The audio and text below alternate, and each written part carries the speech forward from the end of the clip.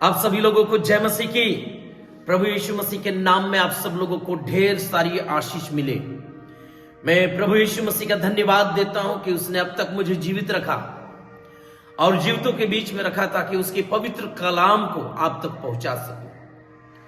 मैं उस खुदा का धन्यवाद देता हूं और मैं प्रियो आप लोगों को भी प्रतिदिन धन्यवाद देना चाहिए उस खुदा का जो प्रतिदिन आप उसके बनाए हुए दिनों को आप देख रहे हैं, उसकी आशीषों को आप देख रहे हैं। मेरे प्रियो, मैं आज प्रभु यीशु मसीह का धन्यवाद देता हूं कि आज उसने आपके लिए एक वचन दिया है और वो है अधूरा विश्वास के विषय में। अधूरा विश्वास के विषय में मेरे प्रियो, अगर ये अधूरा विश्वास के विषय में आप देखेंगे तो बहुत सारे वचन है। अधूरा विश्वास के विषय में जब आप देखेंगे मेरे प्रियो तो बाइबल कहता है, याकूब के पुस्तक उसके 6वां अध्याय में लिखा गया कि जो अधूरा विश्वासी जो व्यक्ति होते हैं उनके विषय में बाइबल कहता है कि जो कुछ मांगे विश्वास से मांगे, उसमें कुछ संदेह न करे।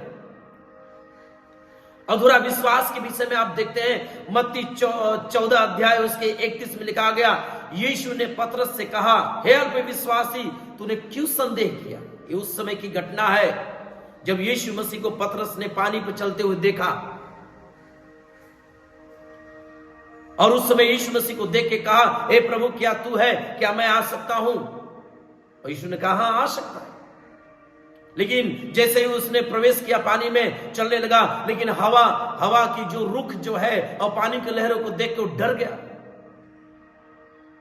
अधूरा विश्वास। और मेरे प्रियो, मरकुस उसके 9:24 में भी आप देखते हैं कि अधूरा विश्वास के विषय में जो है लिखा गया है वो जो है दुष्टात्मक विषय में कि अधूरा विश्वास के कारण जो है,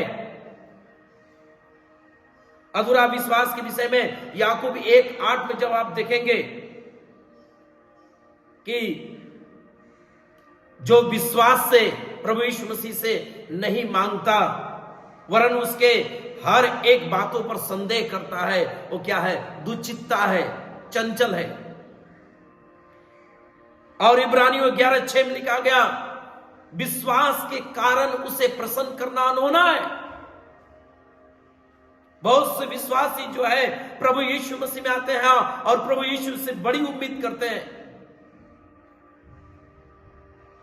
और बहुत से लोग जो है अपने विश्वास के कारण अपने जीवन में आशीषों को देखते हैं, लेकिन बहुत से लोग संदेह के कारण, संदेह अर्थात ये होगा कि नहीं, ये कैसे होगा, मैं इतने साल मेरे बाप दादाओं के साथ ये की वो की, नहीं होगा, होगा कि नहीं, कैसे होगा, क्या यही प्रभु है, क्या यही सच्चा है, बाकी के क्या है, कैसे होगा। ऐसे संदेह करने वालों के विषय में बाइबल साफ कहता है ये अधूरे विश्वास के लोग हैं और ये दुचित्ता और चंचल है, ये संदेह करने वाले लोग हैं। लेकिन आज खुदा जो है आपसे वचन के द्वारा बात करने जा रहा है, वो अधूरा विश्वास अर्थात अलग टॉपिक पर लेके जा रहा है, दशमांश के विषय में। मैंने जो वचनों को मैंने बोला, याकूब 1:6, मत्ती 14:31 और मरकुस 9:24, याकूब 1:8 और इब्रानियों 6:11-6, ये सब अधूरा विश्वास के विषय में बताया गया है। लेकिन एक अधूरा विश्वास और है, वो दशमांश। बहुत से लोग जो विश्वासी हैं आज जो है प्रभु में आते हैं, उन्हें चंगाई पर विश्वास है और उनके जीवन में कोई ऐसी समस्या होती, कोई ऐसी दुर्घटना होती है, कोई ऐसे शत्रु का घेरा होता है और वो प्रार्थना करते हैं। उस प्रार्थना के द्वारा प्रभु उन्हें उन संकट से, उन क्लेश से, उन शत्रुओं के जो है जबड़ों से बचाता है। वहां पे विश्वास ठीक है, वहां पे विश्वास सीमित है। लेकिन जैसे दशमांश के विषय में बोला जाए, वह विश्वास वहां से कट जाता है। वहां पर उनका विश्वास के ऊपर ताला लग जाता है। वहां पर उनके विश्वास जो है वहां पर जो है रुक जाता है। लेकिन मेरे प्रियो, ये दशमांश एक ऐसी आशीष है, एक ऐसा विश्वास है कि जो आपके जीवन में हर एक बंद आशीषों को खोल देता है।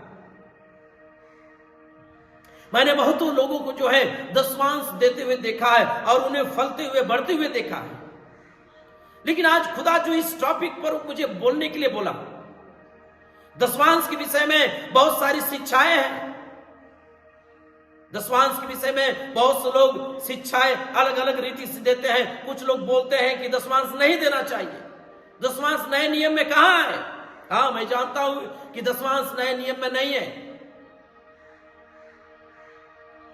लेकिन दशमांश के विषय में जो जो जो प्रभु ने जो पुराने नियमों जो बात करते आए उसको भी पूरा करना है। कुछ लोग नए नियम को पकड़ के चलते हैं, पुराने नियम को छोड़ देते हैं, लेकिन वो भी तो पवित्र शास्त्र बाइबल में है, वो भी तो उसकी वचनों में है। अगर खुदा ने इन सारे पुराने नियमों को नए नियमों के साथ जोड़ा है तो कहीं ना कहीं उसकी तो योजना है। क्यों है भाई? इसको सोचने वाली बात है। लेकिन आज मैं आपको बताना चाहता हूं कि दशमांश न देना भी अधूरा विश्वास है।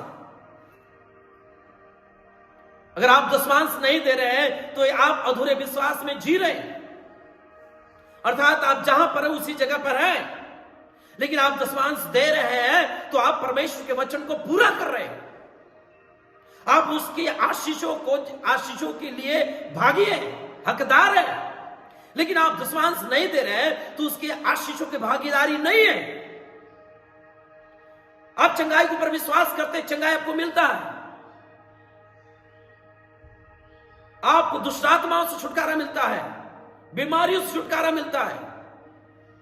हर एक क्षेत्र में जिस विषय में आप प्रार्थना करते हैं छुटकारा मिलता है। लेकिन जब आप दशमांश नहीं देते हैं, आप जो परमेश्वर को भेंट नहीं देते हैं, उसी जगह पर आपके जीवन में आशीष क्यों रुका हुआ है? क्यों आपकी कमाई में बरकत नहीं? अगर कमा रहे हैं तो पैसे बीमारी में जा रहा है, रोगों में जा रहा है, कोर्ट केस में जा रहा है। कारण क्या है? यही तो समस्या है। विश्वासियों को समझने की यही समस्या है। लेकिन आज खुदा ने मुझे इस वचन पे बोलने के लिए बोला है। मैं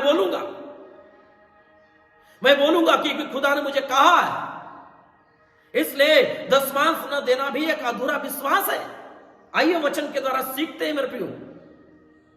रोमियो की पुस्तक 1 अध्याय उसके 16 से 17 वचन में जब आप देखते हैं कि खुदा का कलाम कहता है, पौलुस जो है, जो प्रेरित पौलुस, जो प्रभु के संत जो है, क्या लिख रहे हैं? क्योंकि मैं सुसमाचार से नहीं बजाता। मैंने क्या कहा कि मैं बोलूंगा, आज मैं दशमांश के विषय में बोलूंगा। जब किसी विश्वासी से बोला जाए दशमांश क्या, दशमांश क्या है भैया? दशमांश के इनसे विषय में उन्हें बताया जाता है। जब देने की बात आती है, क्या है भैया, हमें नहीं मालूम, कैसे दिया जाता है। जब देने की बात ना करे तो उन्हें सब कुछ मालूम होता है, सब बातें समझ जाते हैं। लेकिन मैं आज खुदा के कलाम के द्वारा मैं आज आपसे बात करना चाहता हूं। यह भी एक विश्वास है। दशमांश देना भी एक विश्वास है, अर्थात इस विश्वास के द्वारा आप आशीषों को पा सकते हैं। इस दशमांश के द्वारा आपकी भूमि के, आपकी कमाई का श्राप टूट जाता है।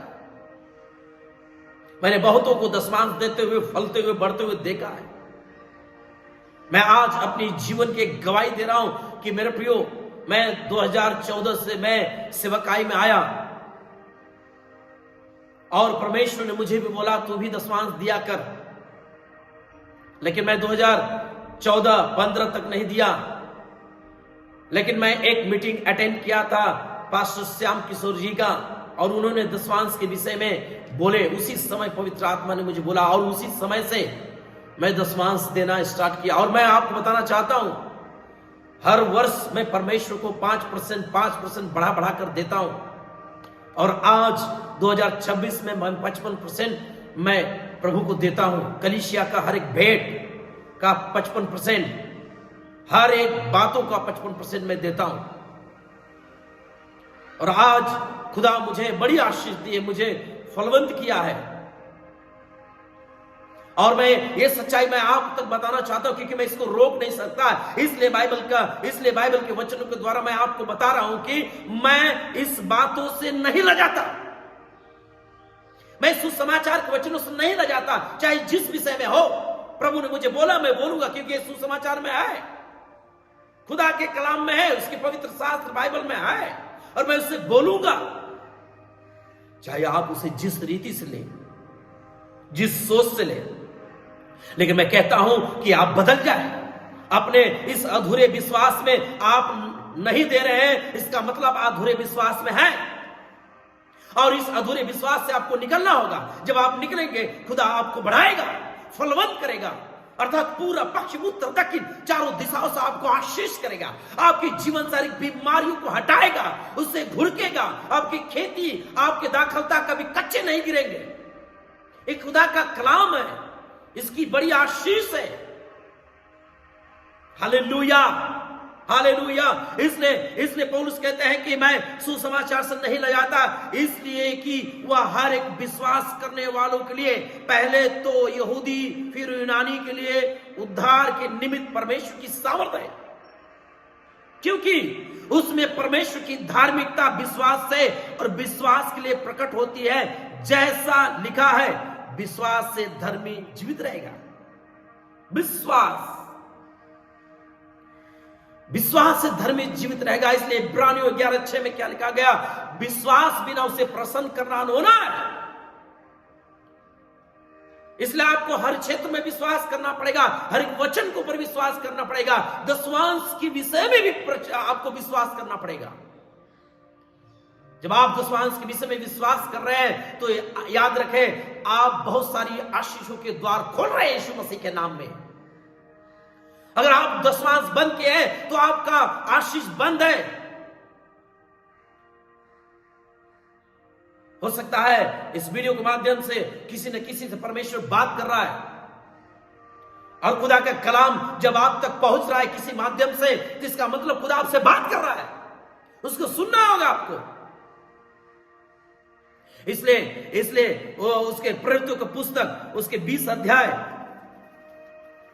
प्रेरितों की पुस्तक 20 अध्याय, उसके 27 से 28 में जब आप देखेंगे, मेरे प्रियो, खुदा का कलाम क्या कहता है? प्रेरित पौलुस कहते हैं, क्योंकि मैं परमेश्वर के सारे अभिप्राय को तुम्हें पूरी रीति से बताने से न झिझका।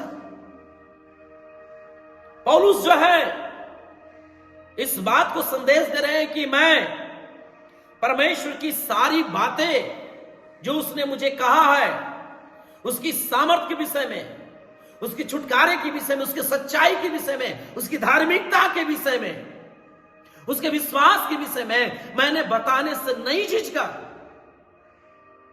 इसलिए 28 वचन कहता है, इसलिए अपनी और पूरी झुंड की चौकसी करो, जिसमें पवित्र आत्मा ने तुम्हें अध्यक्ष ठहराया। यहां पे पौलुस कहता है कि अपनी झुंड की चौकसी कर। जो पवित्र आत्मा तुझे अध्यक्ष ठहराया है, अर्थात सेवक के रूप में खड़ा किया है, वचन को देने के लिए खड़ा किया है, वचन को प्रचार करने के लिए खड़ा किया है, परमेश्वर के एक एक वचन, उसकी सच्चाई को बोलने के लिए खड़ा किया है। इसलिए अपनी झुंड की चौकसी कर, अर्थात उन्हें देख, तेरे झुंड में, तेरी कलीसिया में उनको क्या घटी है, किस जगह आशीष रुका हुआ है, किस जगह से वो फलवंत नहीं हो रहे, किस जगह से वो बढ़ नहीं रहे।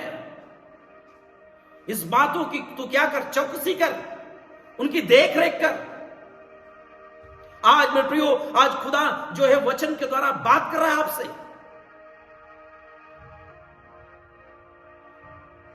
मेरे प्रियो, बहुत से पास्टर्स लोग जो है, जो प्रभु का अगुए लोग हैं, दशवांश के ऊपर नहीं बोलते हैं।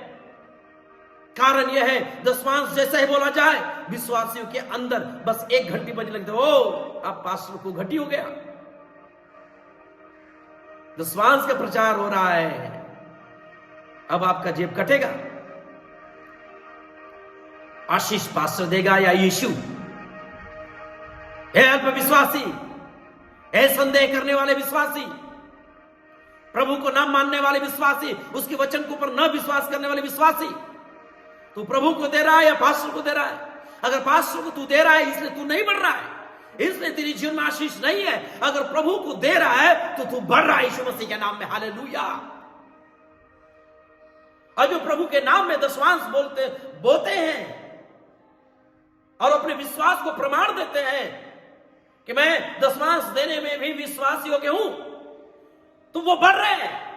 अगर वो इस विषय में सोच के वो दे रहे हैं कि मुझे दशवांश देना है, पास्टर को देना है, तो याद रख तेरा आशीष रुका हुआ है, क्योंकि पास्टर में वो सामर्थ्य नहीं है। सामर्थ्य यीशु में है, तो यीशु में दे, तो यीशु में दे, लेकिन दे। आज प्रभु आपसे बात कर रहा है, आज यीशु आपसे बात कर रहा है। अगर आप यीशु पर विश्वास करते हैं तो ये वचन यीशु तुझसे बात कर रहा है। मेरी बहन, मेरे भाई, तुझसे बात कर रहा है यीशु। कान खोल के सुन ले, तुझसे बात कर रहा है, तुझसे बात कर रहा है। मेरी बहन, मेरे भाई, तुझसे बात कर रहा है। इस अधूरे विश्वास से निकल, विश्वास योग बन। इस संदेह से निकल, विश्वास योग बन। क्योंकि जब तू हर बातों में विश्वास योग्य होगा तो यीशु से तू प्रतिफल पाएगा।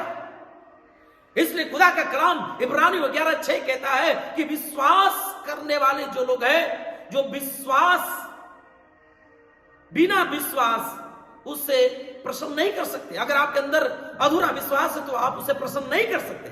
अगर आप विश्वास करते हैं कि यीशु है तो उसके द्वारा बड़ा प्रतिफल है तेरे जीवन में, उसके द्वारा बड़ी आशीष तेरे जीवन में। Hallelujah, hallelujah. इसलिए बाइबल कहता है कि अपनी झुंड की रखवाली कर, जिसलिए पवित्र आत्मा ने तुझे अध्यक्ष ठहराया है कि तुम परमेश्वर की कलीसिया की रखवाली करो, जिसे उसने अपने लहू से मोल लिया है। अगर आपका अगुआ, आपका पास्टर, आपका भविष्यवक्ता, आपका एवेंजलिस्ट अगर बोल रहा है तो खुदा के कलाम के द्वारा बोल रहा है, क्योंकि खुदा ने उसे बोला है बोलने के लिए, क्योंकि उसे अध्यक्ष ठहराया है। हर बातों में विश्वास योग्य बनाना है, हर एक वचन को बोलना है। इसलिए प्रेरित पौलुस कह रहे हैं कि जिस कलीसिया को खुदा ने अपने लहू से मोल लिया है उसकी रखवाली कर, उसकी देख रेख कर। क्या घटी है, क्या कमी है, किस जगह पे ये अधूरे विश्वास में है, किस जगह पे विश्वास में है। इसलिए संदेह हटा दे मेरे भाई, मेरी बहन, तो दशवांश दे। इसलिए याकूब के पुस्तक में उसके लिखा गया, जब आप खुदा के कलाम को देखेंगे, याकूब के पुस्तक 2 अध्याय उसके 26 वचन को जब आप देखेंगे तो खुदा का कलाम कह रहा है, अतः जैसे देह आत्मा बिना मरी हुई है, वैसे ही विश्वास भी कर्म बिना मरा हुआ है।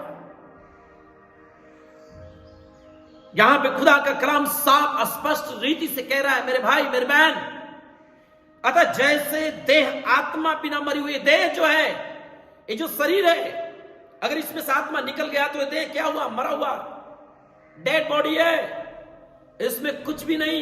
अब इसे मारो, पीटो, कूटो, कुछ भी करो, जलाओ, फाड़ दो, चीर दो, टुकड़े टुकड़े कर दो, कोई प्रभाव नहीं होने वाला। लेकिन जैसे इसकी अंदर आत्मा है, उसको थोड़ा सा भी चोट पहुंचाओ, उसको चिल्लाहट होगी, दर्द होगा, पुकार होगा। उसी रीति से खुदा का कलाम कहता है, तो जैसे देह आत्मा बिना मरी हुई है, वैसे ही विश्वास भी कर्म बिना मरा हुआ है। अगर तू परमेश्वर के राज्य में नहीं बो रही है, नहीं दे रहा है दशवांश, परमेश्वर की आज्ञाओं को पूरा नहीं कर रहा है, तो तेरा विश्वास जो है मरा हुआ है, अधूरा है। हां मेरे भाई, मेरी बहन, अगर तू ये वचन को सुन रहा है तो आज से ठान ले, आज से ठान ले कि मैं परमेश्वर के राज्य में दशवांश के विषय में भी मैं विश्वास योग्य बनूंगा। इसलिए मेरे प्रियो, खुदा का कलाम कहता है उसके सबोपदेशक पुस्तक में, जब आप देखेंगे सबोपदेशक पुस्तक उसके 11 अध्याय और जब एक वचन से जब आप देखेंगे, बाइबल कहता है अपनी रोटी जल के ऊपर डाल दे। अपनी रोटी जो है जल के ऊपर डाल दे, क्योंकि बहुत दिन के बाद उसे फिर पाएगा। सोचने वाली बात है कि अगर जल के ऊपर डाल देगा तो कैसे तुझे मिलेगा वो रोटी। इसलिए बाइबल कहता है 7 वरन 8 जनों को भी भाग दे, क्योंकि तू नहीं जानता कि पृथ्वी पर क्या विपत्ति आ पड़ेगी। यदि बादल जल भरे हैं तब उसको भी भूमि पर उंडेल देते हैं। सुनिए सुनिए सुनिए, बाइबल क्या कहता है? यदि बादल जल भरे हैं तो वो पृथ्वी पर उंडेल देते हैं। अगर आपने परमेश्वर के राज्य में बोया है तो बोया हुआ उंडेला जाएगा यीशु मसीह के नाम में। हालेलुया। और वृक्ष चाहे दक्षिण की ओर गिरे या उत्तर की ओर, तो भी जिस स्थान पर वृक्ष गिरेगा वही पड़ा रहेगा। एक पेड़ जो है चाहे उत्तर ओर गिरे चाहे दक्षिण ओर गिरे, लेकिन उसे पृथ्वी पे बना रहेगा, क्योंकि पृथ्वी ने उसे उगाया है। हालेलुया। और बाइबल कहता है जो वायु को ताकता रहेगा वो बीज बोने ना पाएगा। अर्थात तेरे पास है और तू परमेश्वर का राज्य में नहीं बोल रही, नहीं दे रही है, तो बाइबल कहता है उसकी आशीष नहीं पाएगा। और जो बादलों को देखता रहेगा वह लौने ना पाएगा। जैसे तू वायु के चलने का मार्ग नहीं जानता और किस रीति से गर्भवती के पेट में हड्डियां बढ़ती, वैसे तू भी परमेश्वर के काम को नहीं जानता जो सब कुछ करता है। हालेलुया। इसका मतलब तेरे देने के द्वारा परमेश्वर तुझे आशीष देता है। हालेलुया। और जब वो देता है तो तू उस आशीष को नहीं समझ पाता है, नहीं समझ पाएगा कि परमेश्वर किस रीति से तुझे बढ़ा रहा है। इसलिए याकूब के पुस्तक 1:22 कहता है कि वचन पे चलने वाले बनो, सुनने वाले नहीं। हाँ आज सुन लिए दशमांश के विषय में, हाँ चलो ठीक, कोई बात नहीं, हो गया। 1 महीना दिए बाकी खत्म, मैंने पूरा किया कोर्स। अरे नहीं, तेरा ही परिश्रम है, लेकिन उसी परिश्रम का फल तुझे परमेश्वर देगा। हालेलुया। ये अधूरा विश्वास है, इस विश्वास से निकल, इधर उधर मत भाग, लोगों के हाथों को मत देख, तो अपने हाथों को देख और परमेश्वर के ऊपर विश्वास करके उसके राज्य में बो। हालेलुया। तब देख परमेश्वर तेरे जीवन में कैसी आशीष को देता है। सिर्फ सुनने वाले नहीं, सुन लिया। इसलिए खुदा का कलाम कहता है सुनने वाले नहीं वरन चलने वाले बनो। जब आप चलते हैं वचन को सुनकर, जब आप क्रिया को करते हैं, आप अपने कर्मों को करते हैं, तो अर्थात अपने विश्वास को पूरा करते हैं यीशु मसीह के नाम में। हालेलुया। इसलिए याकूब 1:26 में हम लोगों ने देखा, क्या देखा गया कि विश्वास बिना आत्मा मरी हुई है, कर्म बिना विश्वास अधूरा है। अगर तू कर्म पूरा कर रहा है अर्थात परमेश्वर के राज्य में दे रहा है, तो अपने विश्वास को पूरा कर रहा है। हालेलुया। इसलिए लूका की पुस्तक, अंतिम पुस्तक हम लोग देखेंगे, लूका की पुस्तक अंतिम वचनों को देखेंगे। लूका 20 उसके 22 से 25 में जब आप देखेंगे तो प्रभु का वचन क्या कहता है? क्या हमें कैसर को कर देना उचित है या नहीं? सुनिए, ये जो प्रश्न जो है यीशु मसीह से लोगों ने किया, शास्त्री और प्रधानों ने और याजकों ने क्या किया कि प्रभु यीशु मसीह से क्या है, ये जो है प्रश्न किया, क्योंकि वो जो है यीशु मसीह को पकड़ने के लिए अर्थात खुफिया बनकर आए थे। और उन्होंने यीशु मसीह से पूछा, क्या हमें, जब आप 19 से लेके जब आप पढ़ेंगे तो उसमें स्पष्ट रीति से समझाया गया है कि शास्त्री प्रधान याजकों ने उसे पकड़ना चाहा, क्योंकि वे समय आ गए थे, क्योंकि वे समझ गए थे कि उसने हम पर यह दृष्टांत कहा, परंतु ये लोगों से डरे और वे उसकी ताक में लगे रहे और भेजे कि धर्म का भेष धरकर उसकी कोई ना कोई बात पकड़े और उसे हाकिम के हाथ और अधिकार में सौंप दे। आज भी मेरे प्रिय कलीसियाओं में जो है भेदिए बैठे हैं, इसलिए मैं प्रभु यीशु मसीह के अगुओं से मैं कहना चाहता हूं कि जब आप अपने कलीसिया में प्रभु का वचन का प्रचार करते हैं तो सावधानी रीति से, क्योंकि उस विश्वास में भेड़ की जगह भेड़िए भी है और बाइबल ने पहले ही बता दिया कि पहले भी है, आज भी है। आज भी प्रभु यीशु मसीह के वचन को उसके ऊपर जो है दोष लगाने के लिए आज भी लोग आते हैं। अच्छा इसने ऐसा कहा, अच्छा इस पास्टर ने ऐसा कहा, हमारे पास्टर तो ऐसा नहीं कहे, हमारे पास्टर तो ऐसा नहीं बोला। अरे तेरा पास्टर नहीं बोला तो तेरा पास्टर का ज्ञान और तेरा विश्वास अधूरा है। हालेलुया। इसलिए वो लोगों ने, शास्त्रियों ने, फरीसियों ने उसे पकड़ने की प्लानिंग योजना बनाया और उन्होंने क्या हमें कैसर को कर देना चाहिए या नहीं। यीशु मसीह उनकी चतुराई ताड़ कर उनसे कहा, अर्थात उनकी चतुराई, उनकी बुराई को जान गया। और बाइबल कहता है कि यीशु मसीह का 1 दिनार मुझे दिखाओ, अर्थात मैं आपको एग्जांपल देता हूं, एक सिक्का मुझे दिखाओ। और बाइबल कहता है कि यीशु मसीह ने पूछा कि इस पर किसका छाप है और किसका नाम है। उन्हीं से पूछा, जिन लोगों ने यीशु मसीह से प्रश्न किए, उन्हीं से पूछा कि 1 दिनार मुझे लेके आओ। और दिनार लिया और बोला कि इस पर किसका छाप है और किसका नाम है। और उन्होंने जो उसे पकड़ने के लिए आए थे, जो लोग जो है भेदिए बनकर आए थे, उन्होंने कहा कैसर का है। 25 वचन कहता है, तो यीशु मसीह ने उनसे कहा जो कैसर का है वह कैसर को दो, और जो परमेश्वर का है वो परमेश्वर को दो। हालेलुया।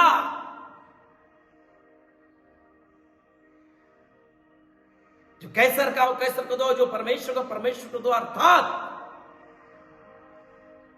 प्रभु ने कहा परमेश्वर का जो हक है उसे देना है। इसलिए मलाकी 3 उसके 8 से जब आप देखेंगे तो खुदा ने कहा तुम्हारे पूर्वज, तुम्हारे बाप दादा से मुझे धोखा देते आए और तुम पूछते हो कैसे धोखा दे रहे, तुम मुझे लूटते आए हो दशमांश उठाई भेंटों में। इसलिए सारा दशमांश लेके भंडार में लेके आओ, ताकि मेरे भवन में भोजन वस्तु की घटी ना हो। और मुझे देख कर परख कर देख कि मैं तेरे जीवन में आशीष की वर्षा करता हूं कि नहीं। परख कर देख। कोई ईश्वर आज ऐसा कहा है, आप कहीं भी जाओ कुछ भी बोलो, कोई ऐसा नहीं कहेगा। लेकिन प्रभु का भवन अर्थात प्रभु के नाम में, यीशु के नाम में जहां पे लोग इकट्ठे होते हैं, उस जगह में, उसके भवन में, उसके समूह में जब आप परमेश्वर के राज्य में जब आप देते हैं, खुदा का कलाम कहता है कि मैं तुझे स्वर्ग की, आकाश की झरोखे खोलकर अपरंपार वर्षा करूंगा और मैं उन्हें शत्रुओं को, उन्हें बैरी विरोधियों को, बीमारियों को मैं क्या करूंगा, घुड़कूंगा। ये खुदा का कलाम मेरे प्रियो। हालेलुया। इसलिए विश्वास करें और दशमांश के विषय में अधूरा विश्वास को हटाकर विश्वास योग्य बने, ताकि खुदा के द्वारा आपको आशीष मिले। हालेलुया। प्रभु आपको आशीष करे। आइए मैं प्रार्थना करता हूं। प्यारे प्रभु यीशु, आज मैं प्रार्थना करता हूं इस वचन को जिन्होंने सुना है, इस वचन के द्वारा प्रभु जब ये सुनने वाले ही नहीं, वरन जब इस वचन के द्वारा सुनकर अगर वो अपने कार्यों को करते हैं, प्रभु अपने कर्मों को करते हैं, जिस अगुवे से, जिन भविष्यवक्ताओं से प्रभु ये जुड़े हैं, वो जब प्रभु ईमानदारी से अपने भवन में, अपनी कलीसिया में प्रभु जब प्रभु यीशु मसीह दशमांश देते हैं और अपने विश्वास को प्रमाण देते हैं और इस अधूरे विश्वास निकलते हैं, तो प्रभु इनके जीवन में हर एक श्राप यीशु के नाम से टूट जाए, इनके जीवन से बीमारियां निकल जाए, इनके जीवन से सारे दुष्ट आत्मा का प्रभाव निकल के जाने पाए यीशु मसीह के नाम से। इनके जीवन में, इनके बिजनेस व्यवसाय में आशीष उंडेल प्रभु, और उनके बिजनेस व्यवसाय में सारा जो श्राप लगा हुआ है यीशु के नाम से टूटे, यीशु के नाम से, और इन्हें आशीष कर, फलवंत कर, और जब देते हैं तो तेरे चमत्कारों को देखे, बढ़ती को देखे। यीशु के नाम से प्रार्थना करते हैं, आमीन, हालेलुया। प्रभु आपको आशीष करे।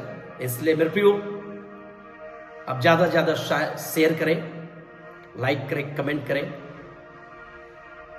ताकि प्रभु का कलाम आप तक पहुंचता रहे। जय मसीह की। प्रभु आशीष करे।